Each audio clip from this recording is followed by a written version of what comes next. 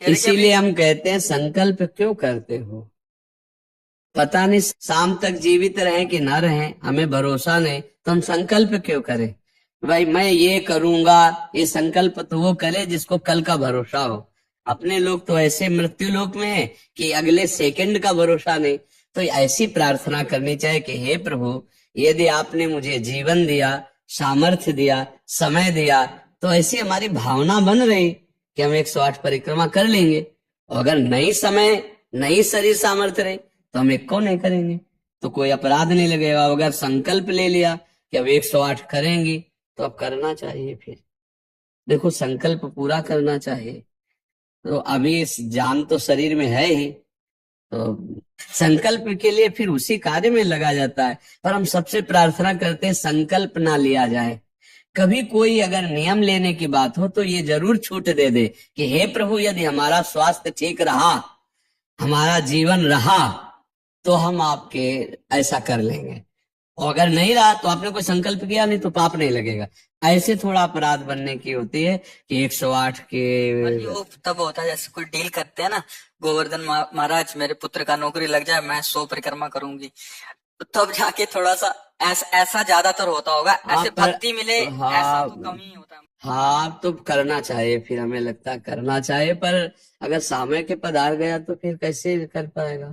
मृत्यु लोक है और मरण धर्मा शरीर है, तो मुझे तो भरोसा 1 मिनट का नहीं है अपने शरीर का, कि 1 मिनट ही अगला जिएगा कि नहीं जिएगा। इसीलिए संकल्प विकल्प करने का अधिकार ही नहीं है। पता नहीं शाम तक जिएंगे, क्यों भाई, पक्का है किसी को। अब पता नहीं शाम तक जिएंगे कि नहीं, तो हम क्या संकल्प करें। हमें तो यही कि प्रभु जैसे चलावे वैसे चल रहे।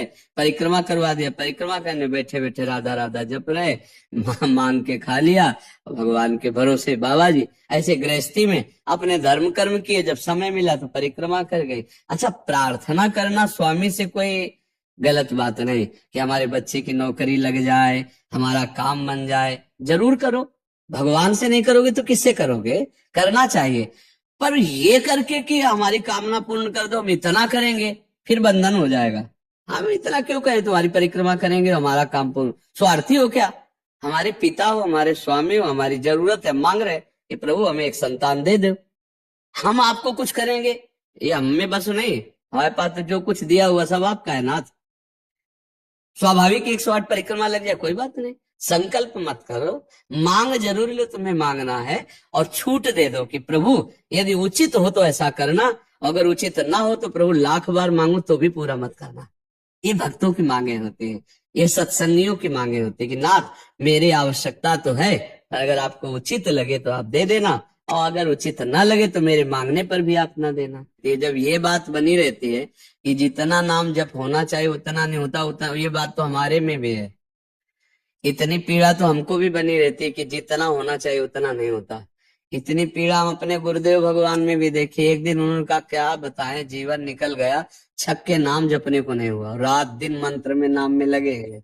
रात दिन 10 वर्ष समीप रह के सेवा में रहे, तो देख, बोले क्या बताऊं, पूरी जिंदगी निकल गई, छक के नाम जपने को नहीं मिला। तो भगवत भजन करने वाले में भजन की इतनी भूख बढ़ जाती है कि रात दिन भजन करने पर भी उसको ऐसा अनुभव होता है कि जैसा होना चाहिए वैसा। यही अखंड भजन बनाता है, यही अखंड। पर इस अखंड भजन होते हुए भी रोना आएगा कि प्रभु मुझे भजन करने की रुचि दे दो।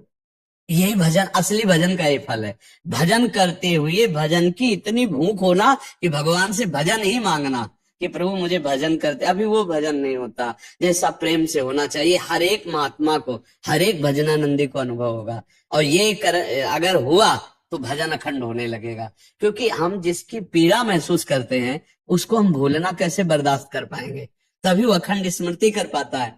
और जो संतुष्ट हो जाता है भजन में, वो भजनानंदी नहीं होता। जो भजन में असंतुष्ट और भोगों में संतुष्ट रहता है वही भजनानंदी कहा जाता है। अपनी बात कहते हैं, मुझे तो गुरुदेव ने संभाला, नहीं तो साधन भजन हो रहा था, पर वो अहंकार जनित था। जब गुरुदेव ने कृपा करी तो हमारे अहंकार को चकनाचूर हुआ। तब ये बात समझ में आई कि गुरु कृपा से मोक्ष मूलम गुरु कृपा। गुरुदेव भगवान साक्षात करुणामय प्रियालाल के स्वरूप हैं। वो जब कृपा करते हैं तो अहंकार नष्ट हो जाता है, और अहंकार नष्ट होते ही दैन्यता आ जाती है।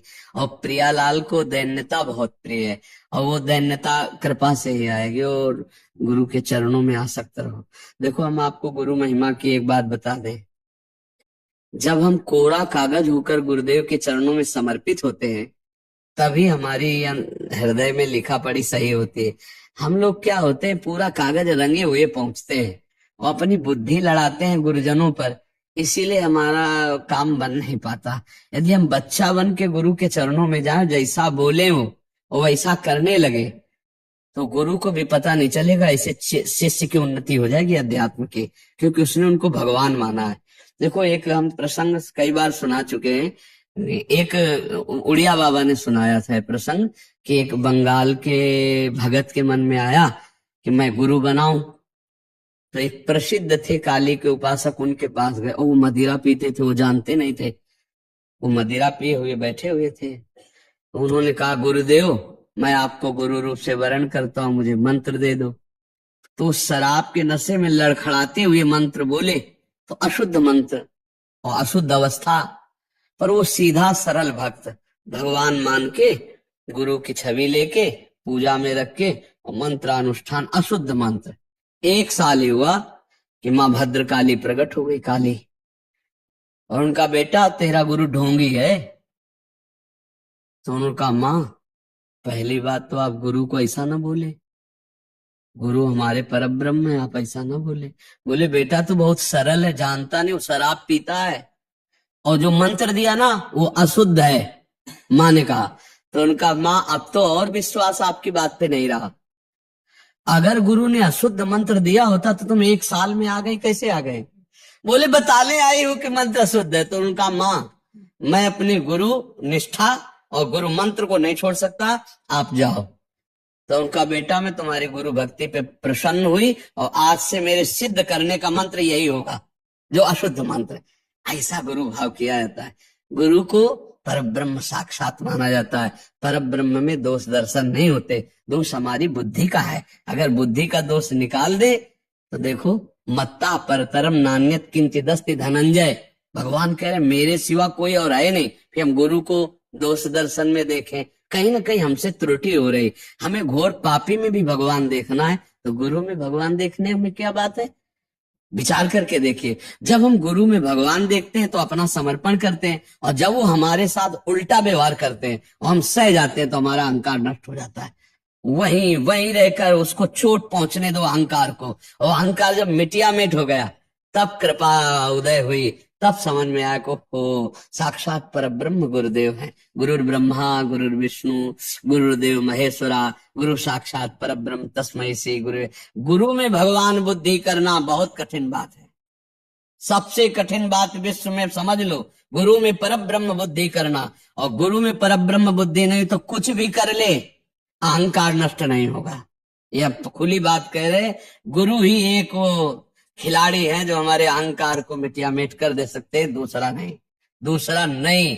इसीलिए ध्यान मूलम गुरु मूर्ति, पूजा मूलम गुरु पदम, मंत्र मूलम गुरु वाक्य, मोक्ष मूलम गुरु का चरणामृत्यु, गुरु की चरण रज लगाओ, और गुरु के आगे एक तुच्छ सेवक की तरह रहो, अभी दैन्यता आ जाएगी। अगर गुरु में दोष दर्शन होने लगे तो हट जाना चाहिए, और दूर से उनको परब्रह्म मान के बिना निंदा किए उनकी द्वारा बताई हुई उपासना में रत हो जाए तो उसका परम कल्याण हो जाएगा। दूसरा गुरु बनाने की जरूरत नहीं है। परमात्मा प्राप्ति के लिए गुरु कृपा है। हम तो आपको हाथ उठा के कहते हैं कि गुरुदेव की कृपा के बिना एक कदम नहीं चल सकते, एक कदम भी नहीं चल सकते। हम जैसे भूमि में ही कदम रख सकते हैं, ऐसे हम जीवित हैं, परमार्थ में चल रहे हैं तो केवल अपने गुरुदेव की कृपा से चल रहे हैं, किंचन मात्र कुछ नहीं।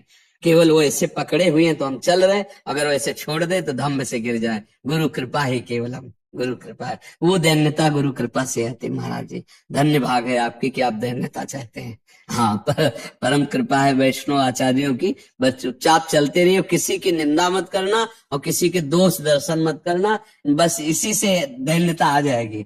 और दैन्यता में रोना आता है, जैसे अब आपका है दैन्यता में रोना आता है कि मुझ जैसे अधम पर इतनी कृपा श्री कृष्ण की, महाप्रभु की, गुरु की, तो वो हृदय निर्मल होता चला जाता है। जब रुदन होता है ना प्रभु के, उसमें इससे ज्यादा और किसी तीर्थ में नहीं पवित्रता है जितनी रुदन में पवित्रता है। हाँ, रुदु सुश्रम राजन कृष्ण दर्शन लालसा, जब अपने प्यारे प्रभु के लिए रोना आता है तो हृदय निर्मल, तार तार निर्मल हो जाता है। और कबीरदास जी कहते हैं कि बिन रोए किन पाइया प्रेम प्यारा अमित, कबीरा हंसना छोड़ दे रोने से कर प्रीत, बिन रोए किन पाइया प्रेम प्यारा अमित।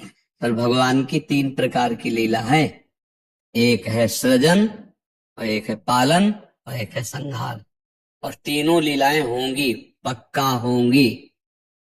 जैसे सृजन जरूरी है, पालन जरूरी है, ऐसे विनाश भी जरूरी है। तो देखो, इस शरीर को कहा गया विनाशी और इस लोक को कहा गया मृत्यु लोक।